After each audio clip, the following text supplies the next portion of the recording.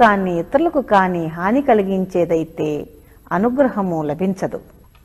అప్పుడు నీవు బాధపడవలసిన అవసరం లేదు. ఎలా అయితే మనిషికి ధనము అవసరమో అలాగే అనుగ్రహము ఒక అత్యంత అవసరం. ఆ అనుగ్రహాన్ని సంపాదించటం కోసం నీవేమి చేయాలో ఆ సాధనలన్నీ చేయాలి. అనుగ్రహం నీకు రకరకాల రూపాల్లో వస్తుంది. ఒక్కసారి అనుగ్రహం నీ జీవితంలో ఎదురయ్యే ఆటంకాలను తొలగిస్తూ కాపాడడం లాగా వస్తుంది. మరొకసారి సమస్యలకు పరిష్కారంతో వస్తుంది. మరోసారి నీ కోరిక తీర్చేలా వస్తుంది. మరొకసారి జీవితాన్ని ఎదుర్కొనే ధైర్యంలా వస్తుంది. మరొకసారి జీవితం నుండి నేర్చుకునే స్థితిలా వస్తుంది. మరొకసారి ఉన్నతమైన ఆధ్యాత్మికత స్థితిలా వస్తుంది.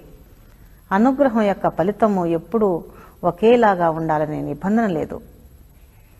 ఇన్ని రూపాలలో వచ్చే అనుగ్రహాన్ని గుర్తించగలిగిన వాడే ఉన్నతమైన వ్యక్తి.